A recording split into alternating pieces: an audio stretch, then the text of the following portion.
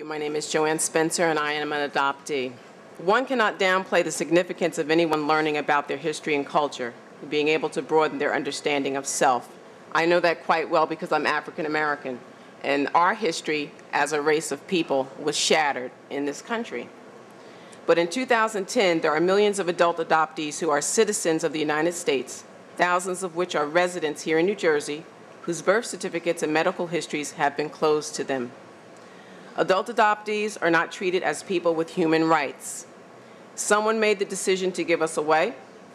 Someone made the decision as to where we should go, to be raised and how. And someone else made the decision to accept that responsibility without any say given to me or anyone else who's an adoptee. We have no original birth certificate. We have no name. We have no knowledge of place of birth. We have no knowledge of who our parents are. We have no medical history. We have no cultural history. We have nothing other than the color of our skin or the slanting or not of our eyes, and even that can be misleading. We have no family history. We have no one that looks like us, acts like us, sounds like us, thinks like us, or behaves like us in any way. We have no family tree. We have no gifts or talents that we know of that have been passed down genetically. We have no continuance of something other than ourselves. Children placed for adoption do not remain children for the rest of their lives. We grow up. I've heard a lot of people talk about children. I'm a middle-aged woman. I'm no longer a child. We are adults. We are human beings. We have a right to own what is rightfully ours, our identity. Many people talked about specific laws that promise confidentiality. I have yet to hear the law quoted. I haven't heard it yet. I don't know where it's found. It hasn't been said. There's an expectation, or I should say there's a difference between an expectation and a law, and they're two different things. Finally, before I sit down, or stand up to sit down, I want to show you this. When I did a search for my birth family, and I found out that I was adopted in East Orange, New Jersey, I went to the East Orange Vital Statistics office, and that's what I was given. A clerk went to the wall, opened up a safe, took out a birth certificate that was stapled about 26 to 30 times all around it. The top one was my amended birth certificate. The bottom was my original birth certificate. Now, there's a question here today to say, whose birth certificate is it? According to the staples and what's there and what was in that safe, it's mine. It's mine. They're both there. They're stapled together. The amended one and the original one. It belongs to me. And so I'm asking you today that as you consider everything that you've heard today, look at the people that are here. We're adoptees. It's not just about the birth mother.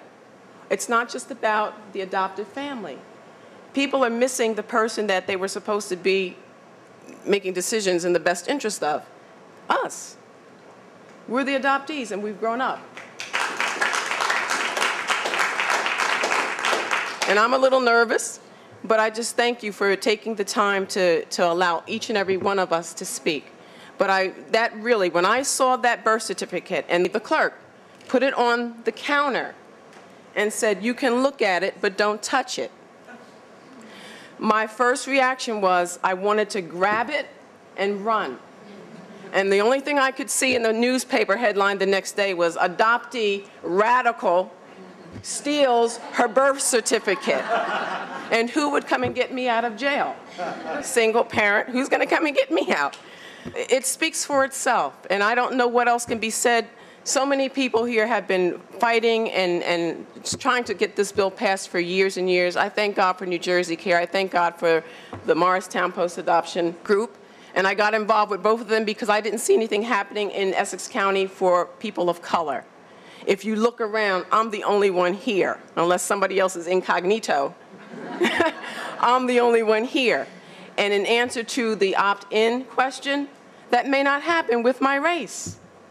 Who's here? Me. So I'm saying that it's something that needs to be considered. And I also have to add this, because this is another area that you touched on today.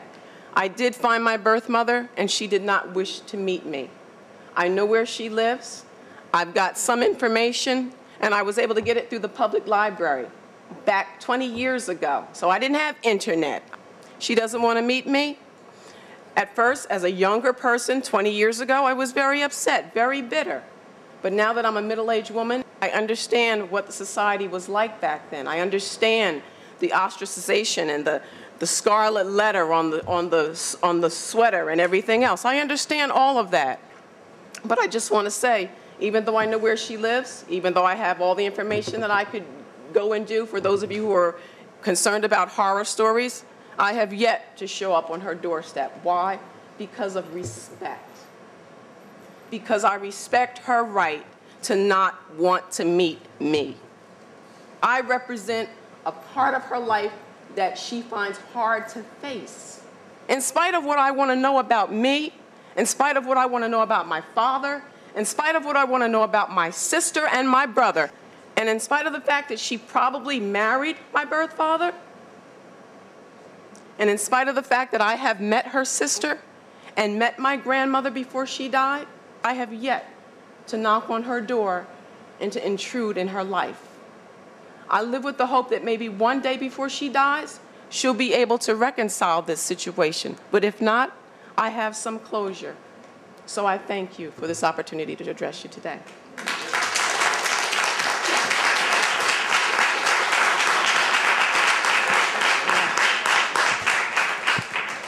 Thank you, Joanne. I will call up those.